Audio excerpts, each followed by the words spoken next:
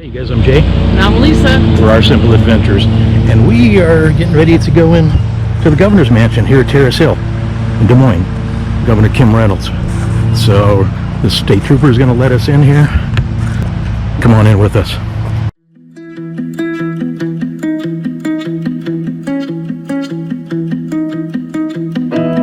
My apartment is a mess. There's no room for happiness. Morning. Good morning. They said it was okay to film. I believe so. I just need your guys' names as well. Perfect. All right, you guys are just gonna walk up those stairs there, take the sidewalk. Then there's double green doors. Gary is your tour guide today, and he'll be in there waiting for you. All right. Okay, thanks. Yep. Enjoy. Yeah.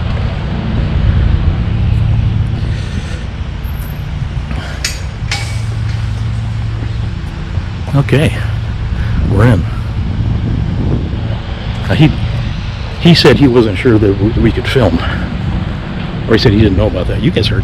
But you talked to someone, didn't you? Or you asked him? Yeah. Oh yeah. I asked him on the phone the other day when we made the appointment. So.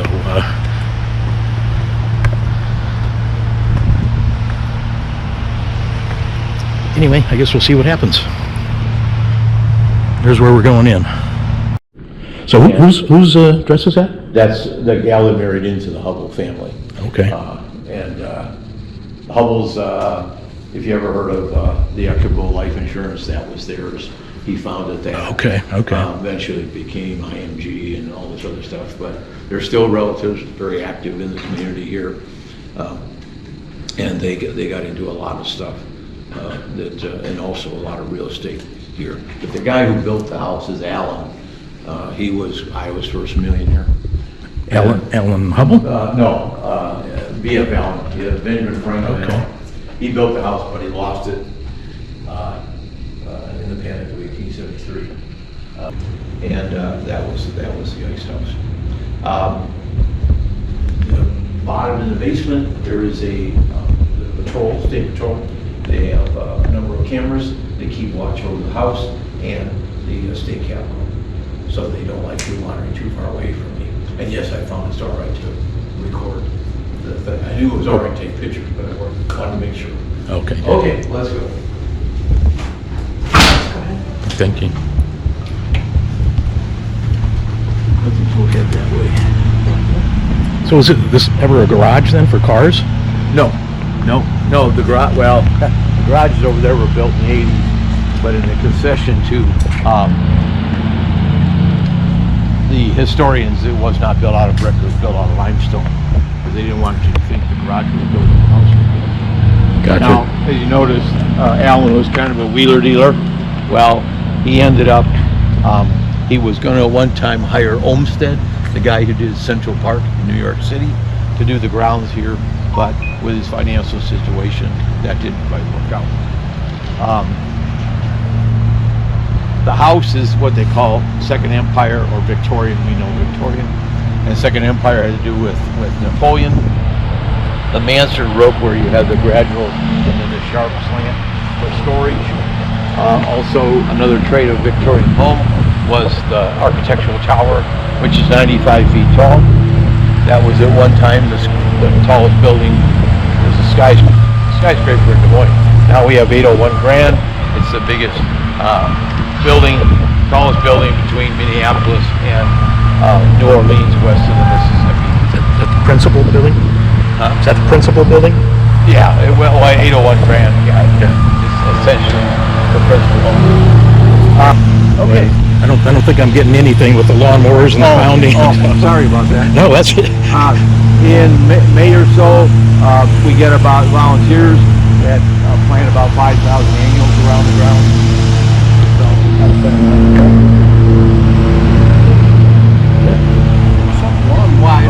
What's it's up? much quieter in the house.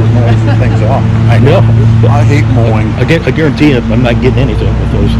Yeah, they're doing a job of wrecking concrete out of that one house over there. That's why the pounding. Yeah.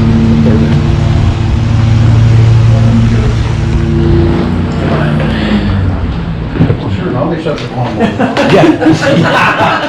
Yeah. Well, they won't be coming in here. Welcome to Terrace Hill. What we have here They're 16-foot ceilings.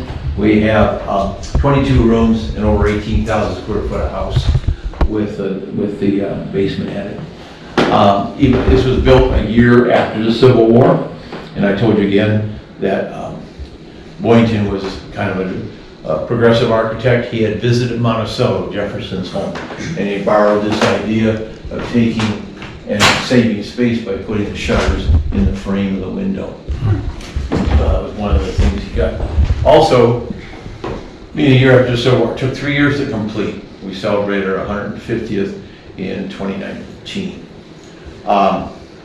There was, at the time, central heat. There was a tunnel that carried pipes to a boiler back behind the carriage house, and that would heat the house. 3 ways we had the furniture. Remember I told you he took all his furniture. So, essentially, the furniture in the house right now has either been donated back by the Hubble family, it's been given to us by a private collection, or it's been gifted to us from the State Historical Museum. It reflects a time period from the 1860s all the way to the early 20th century, 1905, 1910. And some of but the artwork, the vases, all that stuff, the chandeliers are all Hubble's itself. The other thing is, this door here, this is 200 pounds a door. Doesn't squeak at all. Wish my doors wouldn't squeak. Come on in. When you would come into the house, you would be put in this room, reception room. It's supposed to be the most Victorian room in the house because of the ceiling, the molding, and the colors. It's beautiful. And yeah, it's not bad. This originally though was Allen's library, but as we found, and he had a pool table across the hall, but Hubble, we would probably call him a workaholic today. He didn't believe in playing games, so he made that his library, made this his reception room. Even despite the fact that they had central heat, they still had 8 fireplaces in the house just to kind of add that hominess and chill, take the chill off the room. There are 2 pink Spanish marble fireplaces, this one and the one in the living room. The other ones are all white Italian marble. Like I said again, all the vases, the pictures, the chandeliers, those are all Hubble's. They opened it in '74. They thought for $250,000 and a couple years we would have the house open to the public. But 5 years later, because the legislature did not appropriate money for 2 years, and $5 million, they opened the house just the first floor. Ray stood at the front door, you walked in the house, you looked through this, and you went out that back door. But there were over 4,000 people that wanted to see the inside of what this house looked like. And then in the early 80s, they opened the second floor. One of the reasons was Hubble, Ray, as you notice, had 3 daughters. It's only a 3-bedroom apartment upstairs. And so the oldest daughter took Hubble's bedroom and lived in there. So that's why the second floor wasn't open. The front of the ceiling then is considered stencil? Yes, that's all stenciling. Okay. Most of it's stenciling. There's a few places where some of it's wallpaper, but most of it is stenciling. And then you have pictures of what it should be in there, they just haven't done it yet? Is that what you're saying? Well, we don't have the greatest pictures. We have some small things like there's supposed to be some pastoral scenes in there, so we'll see what happens. This is the parlor, only used on special occasions, like Beulah's wedding. Christmas, you saw the picture up there where the family posed back there with Grover in the wheelchair. Also, they did special holidays. The family room's over on the east end. And you can look on the left side of the mantle, you see the fact that there is no window there like there is on the outside. But the mantle is the same one you saw in the video. It was put in for $1,000. If you'd like one in your house today, you can have it for about $10,000 installed. The estimate by architects in town and around the nation have said this house to rebuild with the wood that's in here and stuff, no furniture at all, would be between $30 and $38 million. How many square feet is it again? There's over 18,000 square feet. 18,000 square feet. But Again, if you take all the doors on this floor and add up the weight, it's over 8,000 pounds of doors. Those are 200. The panel doors in between the living room or the parlor and the music room are 400 pounds each. And they pull out, I can have a little girl pull them out. There's no problem. What are they made of? I think you might have said already. The walnut. Those are walnut. Walnut. Okay. We got walnut, burled oak, pine, mahogany, everything native to Iowa except something called rosewood. That was brought in from Central America by ship. Okay, this is the music room. But when we got the house, we found out that Hubble could not get up the stairs. He lived to be 91. He could not get upstairs and couldn't get in the elevator, the hand-operated elevator in the closet. So they made a bedroom down here for him, had a desk, had an opening in the floor that went down to a restroom. One of the windows became a doorway. The chauffeur could pick him up and take him around town. That's the Steinway from the 1890s. The first person to play on it was George Steinway III, the great-great-grandson. He signed the piano. This was during when Rays were governor. And also another person to play was Roger Williams, and he is a famous pianist from Northwest Iowa. Now, the kids, I tell them, we had some young folks in here the other day. That's the tay-to-tay. I said Beulah would sit on one side, the boyfriend courting would sit on the other side, and a parent would sit in one of the chairs. I said, not much going on for a date. When it was legal to hunt caribou and reindeer in Canada, Grover and his youngest son, our youngest son, Grover, and Mr. Hubble would hunt those.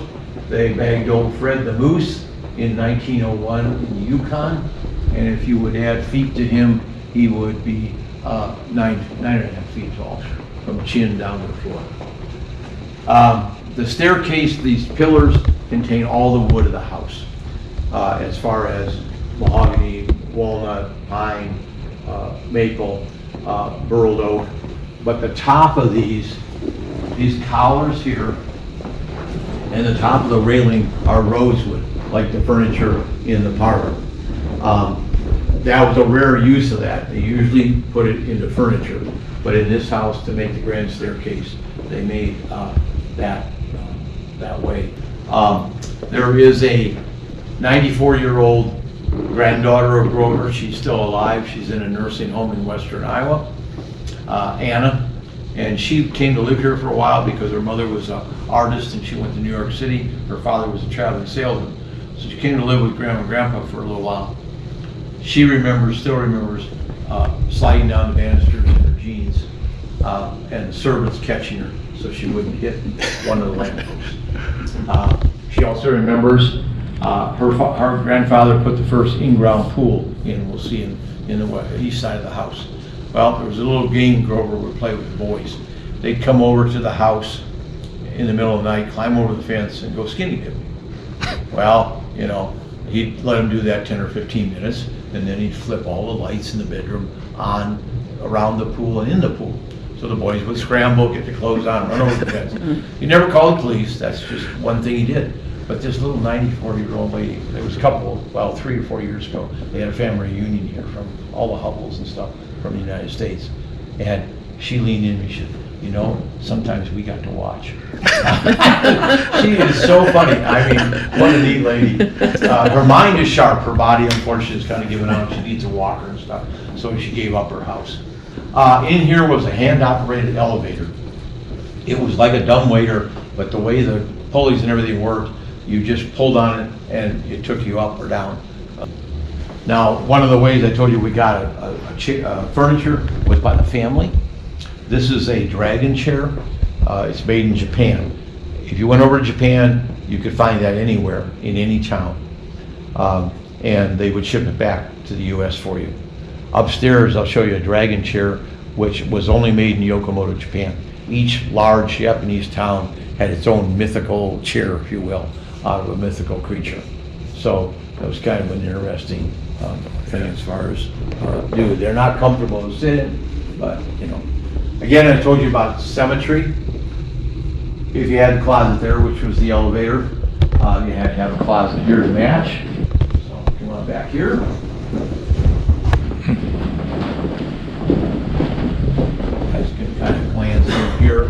This is the dining room. It's directly above the kitchen. The kitchen's always been in the house. It's never been separate. We have a modern kitchen now. The cook, he cooks for the governor, and also he turns around and when we have certain fundraising events, he will do particular meals out of some of the cookbooks that the first ladies have written while they were here. The floor is original. It's a keyhole design, Coulter's keyhole design. And if you notice in the movie when there was the anniversary and Alan and his wife are going up and down the table, you see the sidebar and the wainscoting. No, Hubble put that in after he moved in. They would bring businessmen if the party got too large from the apartment. They would bring legislators, and that person, like I said, Branstad had the president of China while he was a governor, came in and they made some deals, and they would have the legislature and different businessmen. The governor can use the whole house if they want. They'll have some things like that. We've had ex-presidents, senators, and first ladies and stuff like that. It's that. Okay, let's go upstairs. Now, even though Hubble was a giant financing, he was only 5'2". Alan, who built the house, was only 5 foot. Hubble's daughter was only 4'11". So they were a lot of smaller people, and you notice the rise over run on these stairs seem kind of shallow, and if you hold on to the railing, it would seem kind of low. Okay, come on. Okay, second thing Hubble put in was a stained glass window. Not unusual to have stained glass windows in Victorian time. A lot of the houses just north of here have stained glass, but to do it 9 feet by 13 feet is a little over the top. The design is not unusual or anything. There was a little boy one day and kind of tugged on my leg, said, can I ask you a question? Sure, go ahead. He says, do you think they knew about Clifford the Red Dog back then? And now it's kind of like, you can't walk past it without thinking about Clifford. But I told him diplomatic, I said, I don't know, Clifford I don't think is quite that old. He said, oh, okay. Anyway, okay, this is the private quarters of the family. And to see all the stenciling and the archway replicated, that's rare. But for $250,000, you're going to have something. It was private. In fact, that's Hubble's bedroom over there, and that's Mrs. Hubble's bedroom here. And the nursery was in the front. If you go to Salisbury House, the castle that the cosmetic guy built down the street, you'll find that the wife and husband slept separately also. That's the dragon chair. It was made only in Yokomoto, Japan. Other big towns had unique chairs of mythical characters, but not a very comfortable chair. Now, this is the first gentleman's office, and what he, the first gentleman, he's. A question for the stenciling, going back to the stenciling. Was there not wallpaper during that time that they stenciled the house, or they just preferred the stenciling? Well, it was something that Elise used, as far as being expensive. They used it. Now there are places in, like that stuff up there, right, wallpaper. Yeah. And there's some in Beulah's room and stuff too. Now, unlike most of the fake knockoff paintings, this is real. This is a Grant Wood painting, and seeing that you folks are not Iowans, you probably may not know. The guy with the pitchfork and the stern-looking lady, that's called American Gothic. That was painted by Grant Wood. He's an Iowa artist. And he went a couple years, obviously is not Gothic. He went a couple years to France and studied Impressionism, which means whatever the artist paints, that's their impression of what it looks like. So this is his impression of a cornfield. Okay, are either you two ladies only daughter? No. Okay, so we know you're not spoiled. Beulah being the only daughter, she had a brass bed, and that's her original brass bed with the dust cover. When Anna left in '57, she took it to the apartment with her, but it was in her will to especially put it back in the house, and obviously they did.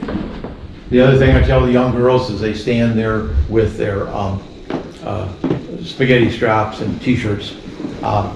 Be thankful you're living now, because in an unconditioned house, every morning, 8 years or older, you would put on your corset, your petticoats, and a heavy silk or satin dress with the sleeves to your wrists and a collar under your chin, and you would walk this house. The bathrooms were on the second floor because of modesty. After the fourth or fifth trip up here, you'd be huffing and puffing, because once you put that corset on, you had lost over 20% of your capacity, lung capacity. So you had to get that nice deep breath, and you couldn't get it. This originally over here was the seamstress room. They had as many as 3 seamsters one time, and they would make the lady of the house come up with a catalog, say, make this dress in this material, in this color, and send her to the fabric store. A number of years ago at Christmas at Terrace Hill, I turned around and found a lady, and she says, can I show you a picture? I said, sure. It was a beautiful pocket watch with an engravement on it. Her great aunt had been a seamstress for the Hubbles, and they had given her this watch in appreciation of her service. The table was out at the Iowa State Fairgrounds. Unusual way we got a piece. It was covered with chicken feathers due to everything. It was a mess. They were going to throw it away the one day. Workmen were taking it out of the building, dropped it, and they turned around and found a nameplate underneath, and after research found it was a Victorian carpenter, and so they called Terrace Hill, says, would you like something to restore? And sure, okay. So they did, we got that. And the one unusual thing though is why they didn't do this. They never fixed the table with rocks. Okay, down here, I'll send you guys down there, is that ceremonial office. And you'll see the table looks a lot like the one here. Prisoners at Anamosa, a minimum security prison, made that to commemorate Governor Branstad's longest serving governor. He left it here as a memento for us when he became ambassador. The blue chairs are made out of horsehair, and that's at the time, the lady asked me, do you know why? And I said, no. She said, well, if you sit on it for any length of time, it's uncomfortable. So people may not stay as long visiting, or it'll stay newer longer. The other thing is, around the corner here, in this room here, you both want to take a look. I keep forgetting because they used to have it down. That is the sewing cabinet of Mrs. Hubble's. And it was made by Civil War prisoners in Northern Virginia. That round thing? Yeah. And they, let me show you, since you're taking pictures. I don't want me to move it, but yeah, this is her sewing cabinet. Oh, wow, okay. Yeah. So, okay, let's go downstairs and we'll look at the library and the family room, and that's about it. Yeah, this is the best picture you will get here. For sure. Because downstairs, the contrast of the darkness in the halls usually washes the window out. It does. Beautiful. But being up here is usually the best. And of course, down here, you're too close, it's hard to get the whole thing. Okay, originally, Alan had this as his pool room. There was a billiard table in here, but Alan, or what you call it, Hubble thought that's a waste of time, and so he turned to his library. He loved books. These were found in the basement of the Echo building, almost got thrown out by a janitor. Just thought they were a bunch of old books. They're plaque books, because he went and found it, measured up counties in northwest Iowa. Law books, because he learned to be a lawyer by, book, and then some history books. This is his original chair. You can see you would not probably be comfortable in that. It'd be awful low to the ground for anybody that's over 5 foot. The other thing is, and that special mahogany box was made, I tell the kids, usually have it closed, but I ask them what it is, and they say it's candy, it's bills, it's a cigar box, and I open it up and say, this is Mr. Hubble's laptop. No screen, no internet, and no mouse. I said he had his writing papers here. He could turn around and put his papers in there, extra papers. He had ink, and he had extra pens in the side drawer, and then had a key to lock up the whole thing. Could take it on the trainer in the car and conduct his deals with no internet. Now, the only piece of Allen's, the original builder of the house, is this hall tree. He did not take that to Chicago. I can see his wife saying, "You're not taking that monster," because that's almost 800 pounds with the marble base. And the townhouse was a little smaller than this house, but it's a beautiful piece of furniture. That's the only piece other than the piano that's actually was Allen's piece in the Victorian home was the east porch. Now there's a step down, so be careful. I always say they should paint a yellow strip there. Yeah. Oh, beautiful out. Oh my gosh. Yeah, you guys got a really nice day here. Yeah. This is really unusual for July. Usually you went very well. We have a lot of wine tasting stuff out here, little meals, special things, fundraisers. You can see over there in the flower bed, those begonias, Ohio, with a star on each side. Oh, they do. When the workmen worked on the house, they noticed the terracing over here. It caught on Terrace Hill. None of the trees on the property now are any of the original trees, but if you looked out that way southeast, where the two rivers meet, Des Moines was only about 7,000 people. We're about 750,000 now. And so you had a beautiful view of Des Moines and Raccoon River Valley from here. There always seems to be a breeze over here. It's really, really nice. So in the fall, when the leaves are down, or winter, you can see it? You can see the river? Not totally. Not quite, No, no. not quite. But, you know, now that Byers I mentioned that wrote the song or the poem, he lived in that house there, built that house. Helen is brazen on the front of the door, or the front of the... I noticed that. We drove by there today. Yeah, oh, did you? Okay. Yeah. That was his 8-year-old daughter. They did not have DPT shots back then, and she died of diphtheria at 8 years old. So I said to the kids, I said, well, you're at least thankful in this area you got some vaccines. The in-ground pool is over here.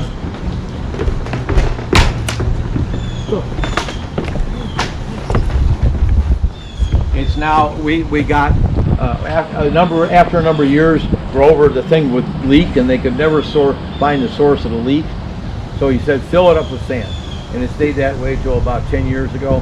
We got a grant to put the pergola roof back on the bathhouse, and we made it a 3-foot deep reflection roof, except the grandchildren get the swim. He was in soil conservation, the government, before when he retired. And again, you know, we saw that diamond on the carpet and in the house. That's again that outside bringing it in. That's the original slate roof. Hey, you guys, sorry about that. Battery went dead right at the end there. We were just literally 100 feet from finishing up there, so you didn't miss too much. But yeah, that's some place. The tour guide was very interesting. He had some really great stories and made the whole place really interesting. Yeah, and there was a lot more. If you guys are in the area, definitely do go on that tour. You know, we're basically just kind of skipping through it, different highlights. So anyway, we're gonna wrap that up here. We're still in Iowa, gonna be here for a few more weeks and catching some other interesting places. So hit that notification bell so you get notified. We love you guys. Share this with like-minded people, and We'll see you in our next adventure. we'll see you in a few days. We're kicking them out now, aren't we? Bye. Bye.